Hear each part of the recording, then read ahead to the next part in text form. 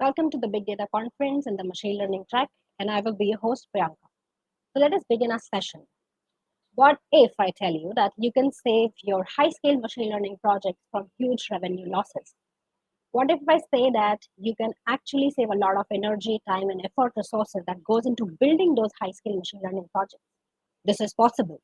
And we're going to discuss this in our today's talk in database machine learning with Jupyter. And to address this talk, Paige Roberts, who is an open source relation manager at Vertica, she will be addressing this talk. She has over a decade of experience in this field. And this is a pre-recorded talk, but the speaker will join us live for the question and answer session. So for now, enjoy the talk. Hi, I'm Paige Roberts, and I'm going to talk to you about in-database machine learning with Jupyter. In particular, I'm first going to talk to you a little bit about what in-database machine learning actually means, and is it really possible with modern databases, analytical databases in particular, and I'm going to talk a lot about MPP databases, so distributed databases that work across multiple computers. And then I'm going to talk a little bit about why, if I can do my machine learning inside a database, why would I want to? So I guess the next question, once you've kind of got the idea of like, oh, okay, that's why I would want to do it, and then I'm going to get to the meat of the presentation, and I'm actually going to do a Jupyter Notebook walkthrough with you and just kind of show you the code and the results, and the links so that you can go try it out for yourself anytime you wish, and then we'll get to some questions, hopefully, if we have some time. So first off, as you probably know, advanced analytics like predictive, prescriptive, with methods like machine learning and deep learning, they touch our lives every day. They're all over the place. Climate Corp is using the machine learning to increase farmers' crop yield, of all things. Philips is using machine learning to make sure that MRIs and CAT scanners and important medical devices like that don't break down. Uber is using it to optimize routes to get you a car in under 7 minutes. HP is using AI ops to optimize your network optimizations. So all of these companies have one thing in common. They're not just doing data science for the fun of it. They're not stuck in the experimental stage. They've managed to get their advanced analytics into production to the point where they're making a difference in their business. And they have another thing in common. They are all using a database. Now, some of them are doing the machine learning in the database, some next to it, but they are all using it, and a fair number of them are doing their machine learning inside the database. So how? That's a good question. First off, yes, it is in fact possible. So just so you don't think that I'm only talking about my own product, this is a vendor-neutral presentation. I will use Vertica as the examples because that's what I know. Nobody else's customers want to talk to me. I'm used to it. I know how it works. But Vertica is not by any means the only database out there that distributes work across multiple computers and does analytics at a deep level. In fact, there's a recent article that I've put a link to on here, and I will give you the PDF so you actually can see the whole link. It shows at least 8 other databases out there, and this is just one article. If you go looking, a lot of the MPP analytical databases nowadays have machine learning included as part of what they offer. Now, it may be an add-on. It may be an extra application even that they integrate really well with. A lot of times there's a little extra cost associated with machine learning, and that's legit.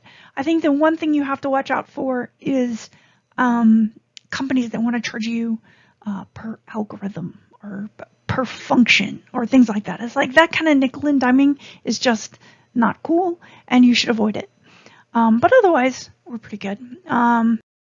So the rest of this example, I'm going to talk pretty much specifically about Vertica, but again, assume that anything I say, almost, unless I say it's Vertica specific, it's pretty much, it's out there.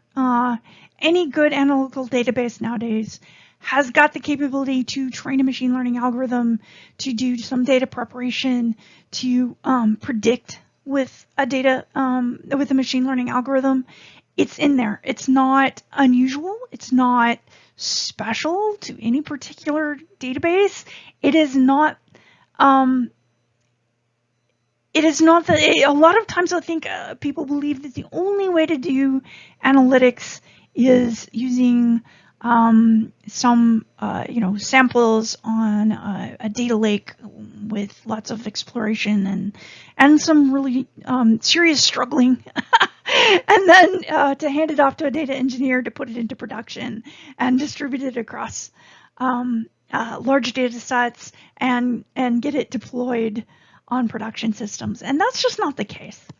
The nice thing about a database is it is the same in development, in production, in test. So getting it from one environment to the next is completely easy, like a line of code. It's not a month-long project to rebuild the work that you've already done. All of these algorithms are already built in to your to most analytical MPP databases, and these are just the basics, of course. The algorithm list keeps going. But everybody needs linear regression and some clustering and things like that. So the basics are in there, and there's often a whole lot more XGBoost and time series analysis like Surima and things like that. It's like those are in there. You can do that in a database. You can also train your model inside the database, save it as PMML, and go take it somewhere else.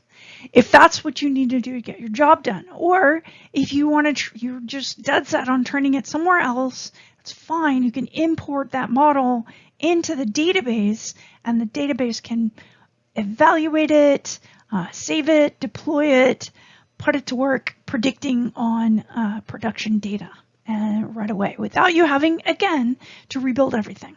So that's pretty powerful. If you have a TensorFlow graph that you developed, a nice deep learning model that you developed on GPU machines, which are super expensive, and you want to put it into production, and of course your production data flow isn't on that expensive GPU machine, you can save that graph and put it into a database and put it to work.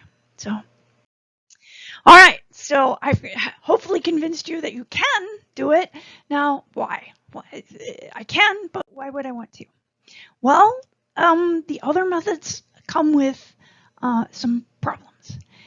In particular, it costs extra. A lot of times there's a whole lot of different components.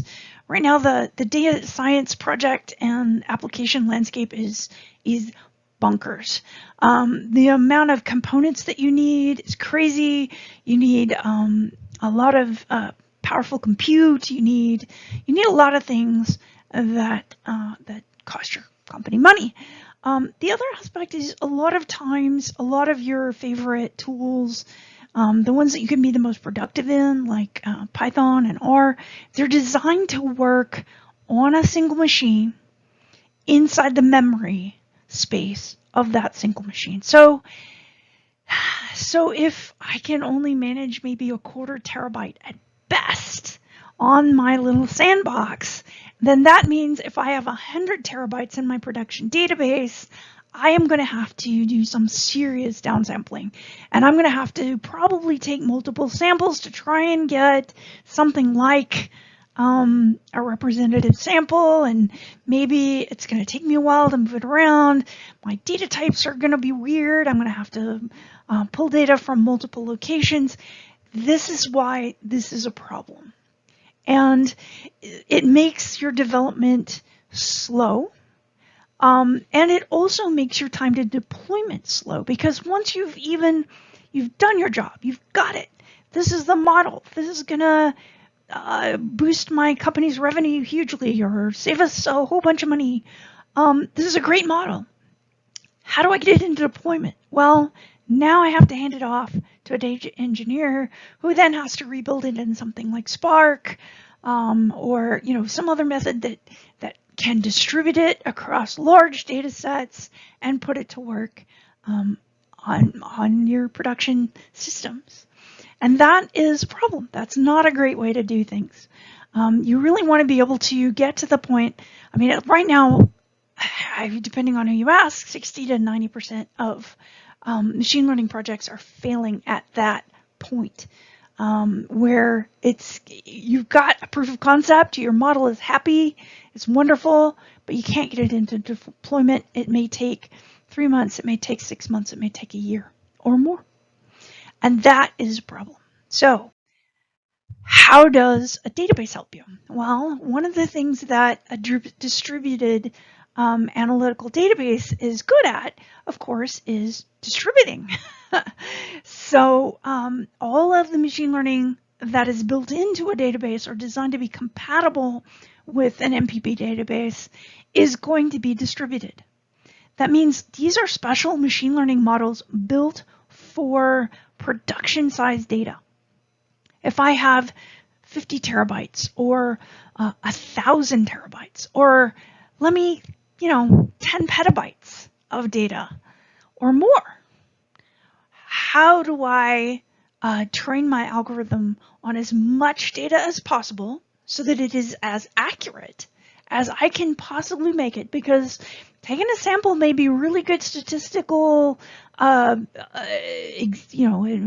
very typical of that data set, but you are almost certainly, by not using as much of the data as you possibly can, you are going to lose at least maybe a percentage point or 2 or 3 of accuracy.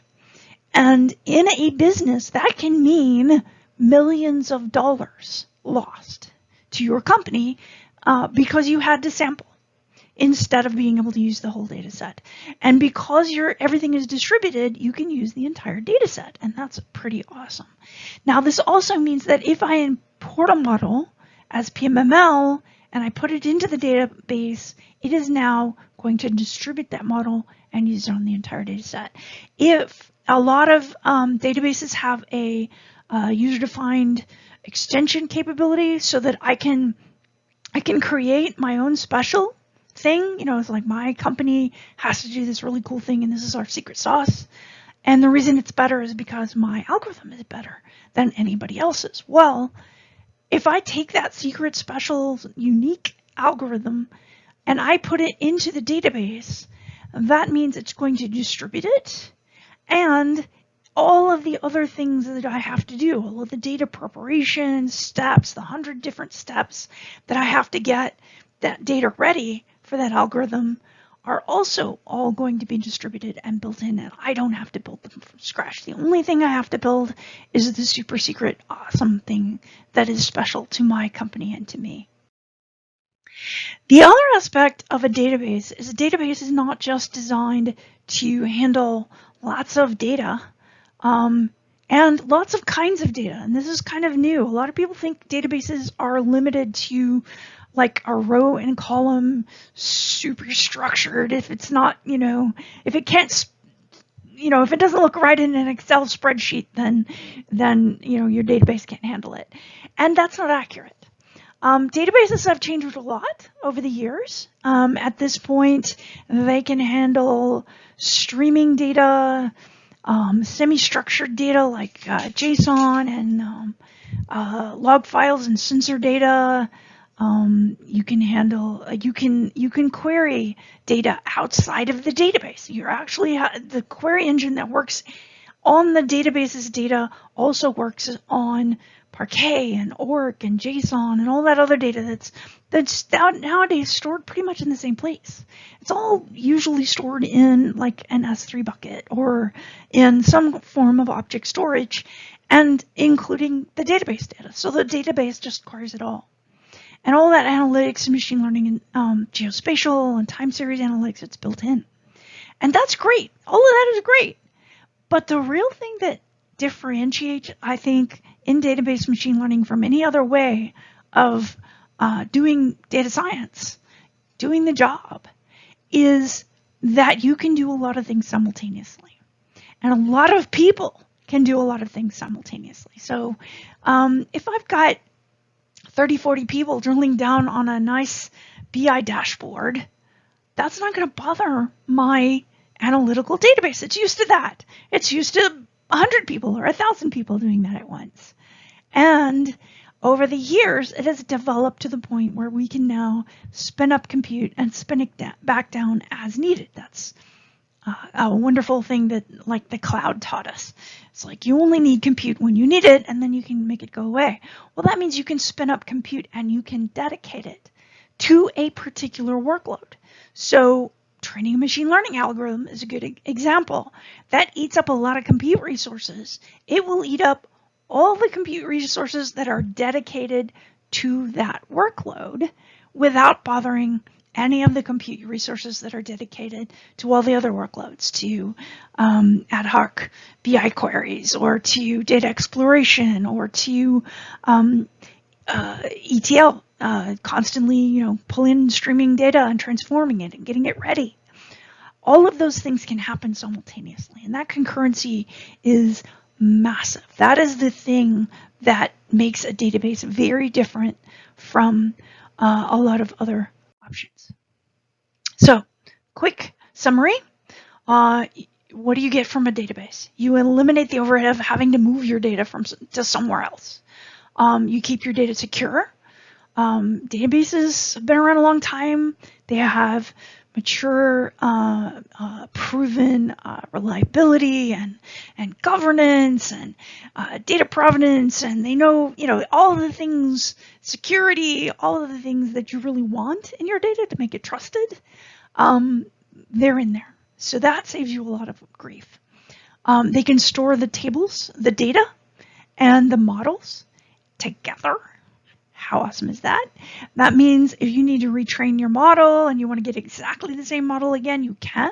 If you want to go back and do some explainability, well, why did the model predict it this way? Well, here's the data it was trained on. There's a lot of powerful capabilities based on the fact that those three things are saved together. Hundreds of concurrent users, lots of different workloads going at the same time. Nobody bumps into each other. Highly scalable.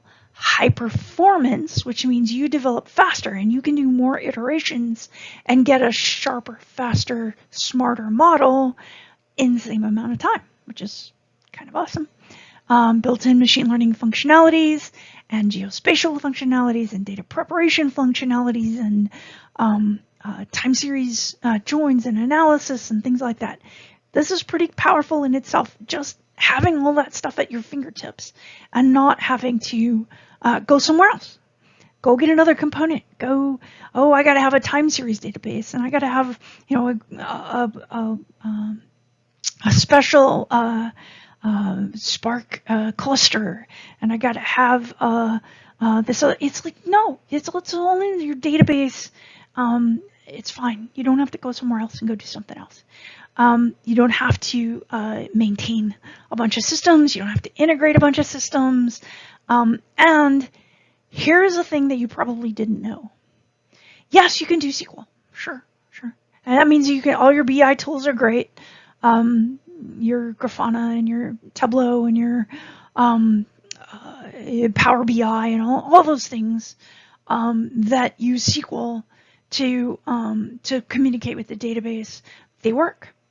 And they work perfectly because everything in a database can be done with SQL. And if you're comfortable with SQL, go for it. But a lot of people like to do data science in R or in Python. They like to use Jupyter notebooks and write some Python code and do some interaction. And we like that. And that makes us more productive if we're comfortable with the environment that we're working in. And of course, I don't even know if I ever mentioned that, but because a database is used to manipulating data, it's actually going to do your data preparation steps much more quickly and on more data. So what you were used to doing on, maybe this little quarter terabyte that just barely squeezes into your memory, you can now do on 30 terabytes in the same amount of time. And that's powerful. The only time you should ever have to sample data is when you want to split it into like a training set and a test set. That's the only really good reason. So let's get to the meat of it, and let's dive in and actually look at an example. So this is an example that is available online. We're going to use a Python library called VerticaPy. And under the covers, it uses a client API called VerticaPython, which basically Uber created it, Twitter, Palantir, Etsy, Kayak, Good Data. A lot of folks have contributed to VerticaPython, and it is essentially a Python client for the Vertica database. So instead of using SQL, you can use Python. And VerticaPy lets you use your Jupyter notebook and make it really comfortable. So how does it work? Well, essentially the way it works is you import the library and you write what looks pretty much like Python code in your Jupyter notebook. The big difference is instead of creating an in-memory data frame and doing your steps on that, you are creating a virtual data frame. Now, the virtual data frame looks and works just like a data frame, like you're used to, but it never actually goes into memory on your machine. It never leaves the database. It stays in the database. So all of the work that you're doing on the data, including training your algorithms and every step up to that, and then using them to predict even, and evaluating them. And every step along the way is going to be done inside the database. Just like if I had Grafana and I had a Grafana dashboard and I needed to do a drill down. So I need to go and look at some more information and get broader information to display that in Grafana. Well, Grafana isn't going to do any work, really. It's going to generate some SQL and it's going to hand that off to the database. The database engine is highly optimized to execute SQL at the best possible way on a distributed system. Now, it's kind of like a DAG. It's like I just have told it what I want it to do, and then the engine figures out a good way to do it. And that's the database engine. All of your processing, everything you need to do is pushed onto the database. All you do is you write Python instructions in your notebook and tell it what to do. It does it, and then it shows you the results. That's it. That's how it works. So there's a lot of examples out on the web. I'm actually going to use the smart meter example, which is like bottom to second from the left there. But you can go out and you can look at any example that makes you happy. So the way this works is it's got 3 data sets. One is the reading on the meter. It's going to tell me how much data was consumed in this amount of time. And it's going to have the date timestamp to tell me how much time or when I got this reading from the meter. And then the weather. It's like, was it hot? Was it cold? What was the humidity? And then I'm going to get some information about the meter itself. Where is it located? What kind of meter is it? Is it a meter for a house, a meter for apartment, etc.? So those are my 3 data sets. And if you'll see in the gray box, that is always going to be the code that I would write in a notebook. And everything else is going to be results. So I'm not going to leave out any code. Everything I would write in a notebook is right there in that gray box. So first thing I'm going to do is I'm going to import VerticaPy. And I'm going to grab the stats and I'm going to call it ST to just make my life easier. And then I'm going to put my 3 data sets in a data frame and I'm going to have a look at them in my Jupyter notebook. And if you see that little V with the like Python kind of thing next to it, that's our VerticaPy icon. So just to let you know what you're looking at. It's cute. I like it. And then, so I'm going to look at that. And now the next thing I need to do is I need to join these 3 data sets. In particular, I need to join the data set on how much was consumed, and put it together with the data about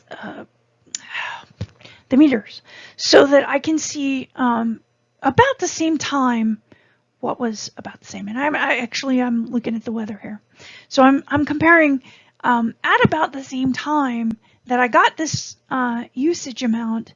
What was the weather like? What was the temperature? What was the humidity? And the thing about it is, you're not going to get identical. It's just not going to be identical. Date times are always vary a little bit.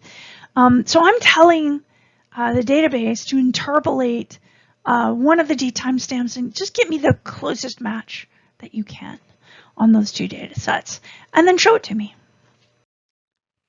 Now, the next thing I'm going to do is I'm going to get some aggregate statistics. I'm going to look at the min, the max, and then I'm going to I'm just looking at the meter data set right now. So I'm going to figure out where are these located, and I'm going to do a scatter plot with a really simple geographic information on the UK and Ireland, so that I can see kind of where the meters are. And what I'm going to do looking at this is I want to cluster my meters by which sort of municipality they're in approximately. And I'm looking at that, and it looks like there's about 5 clusters. So I need a K for K-means is really what I'm looking at. So I want to do an elbow graph just to make sure my K is good, to verify it.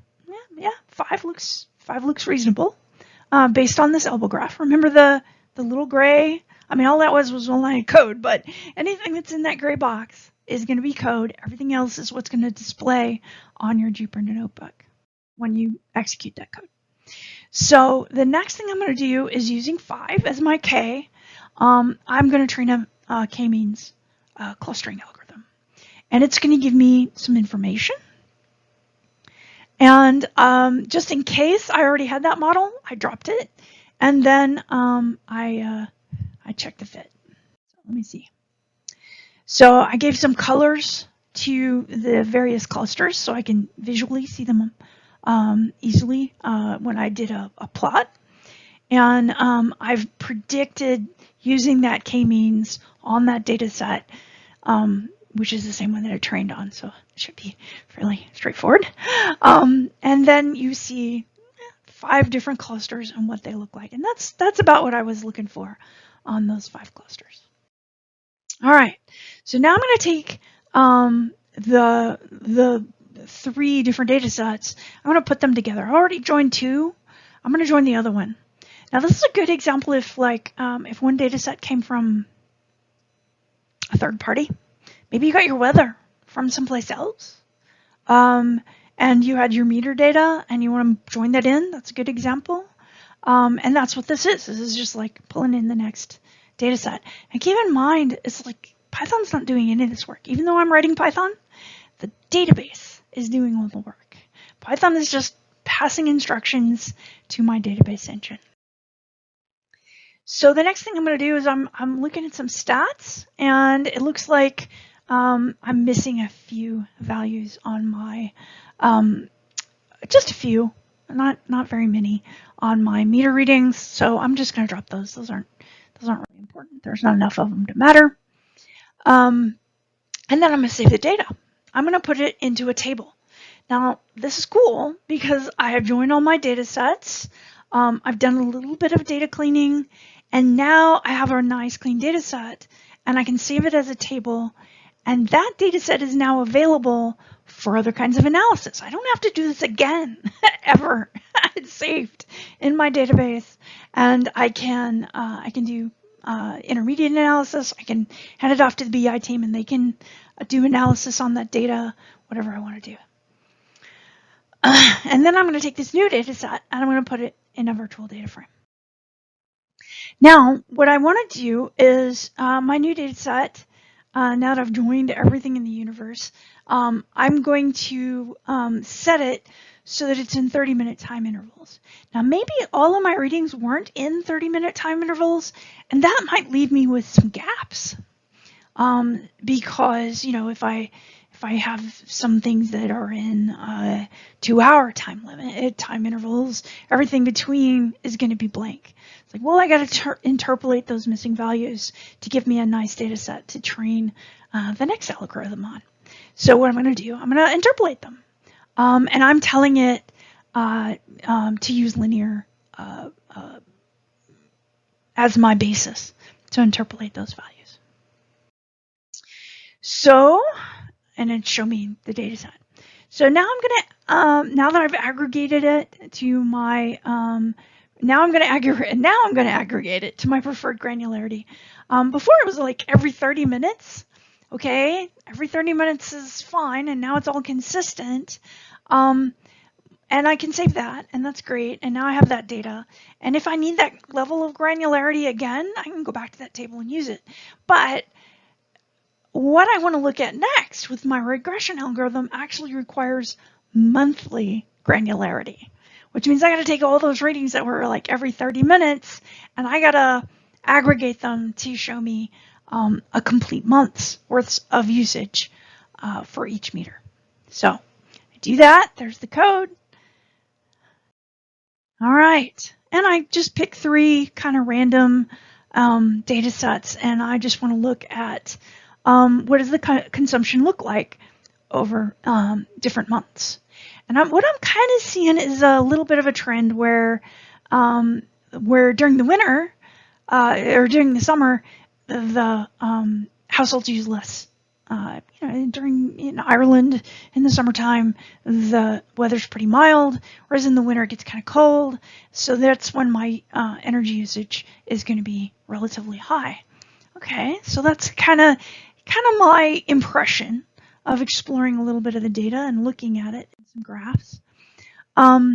First thing I want to do is I want to make sure there aren't any outliers, like just crazy different things. So I put in some from some simple code, and I you see that little tiny, like 4 lines of code. That's it. Boom, done. All right, there's my outliers.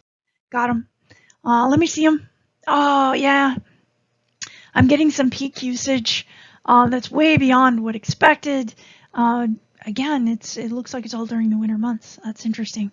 So maybe it's not weird data and there's nothing wrong with that data. It's just unusual. Somebody's using a whole heck of a lot more energy in that time period. All right. So we'll leave that. We won't take those out. Now, because we want to do a regression algorithm, it doesn't like categorical variables. It would really like for all of them to be binary, yes, no kind of variables. So what do I got to do? I gotta use one command that says one hot encoding, and boom, all of my categorical variables are now binary. Boom, pow, there it is. And keep in mind that this is not a sample. In this case, my data set is actually kind of small. But if I was doing this with a data set that was 100 terabytes, which if you're looking at smart meter data, that data gets big fast. That's not unreasonable.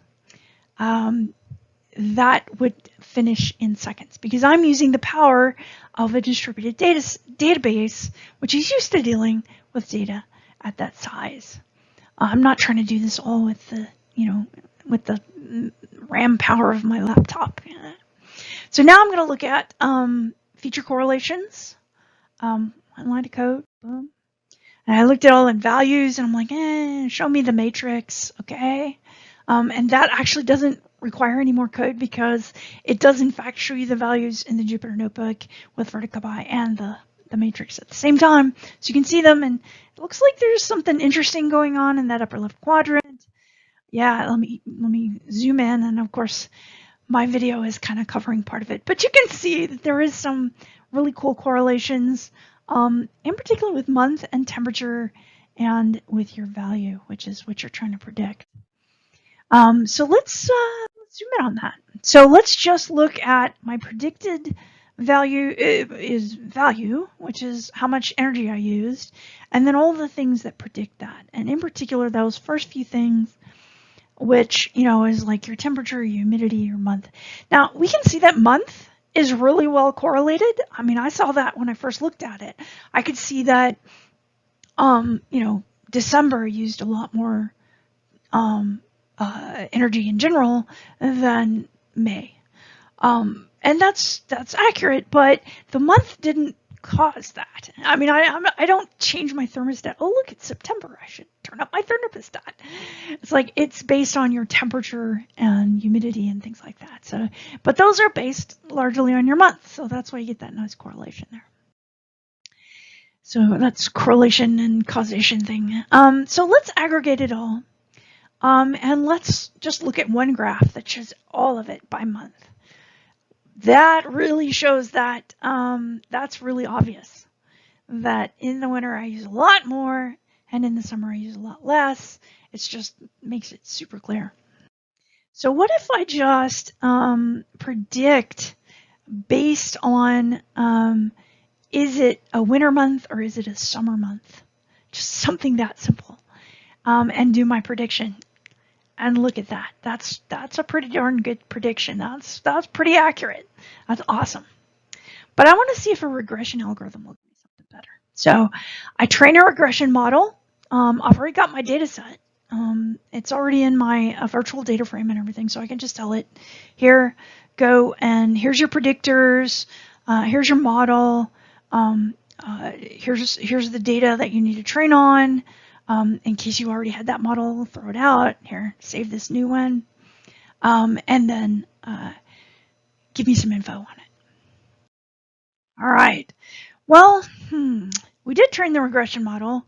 And now we're kind of looking at the value predictions is a little bit scattered. Might be some heterodicity in there, assuming I said that right, because that's a tough one. But you know what I mean. There might be more variance based on temperature. So what am I going to do? I'm going to do a Boris-Pagan test, and I'm going to have a look at it. And it doesn't really tell me anything. It's not really useful, but it took me like, 10 seconds to do it. So, all right. So I tried, and I got a little bit of information. And now I can predict the usage using my regression model. And this is not too bad. D's and R squared, everything looks, that's not a bad model. I could use that model. Now, what am I going to do to predict in production? Because do I have to now take that model and go and rebuild it in something else? No, it's in the database. I saved it in the database even, right next to the data that trained it.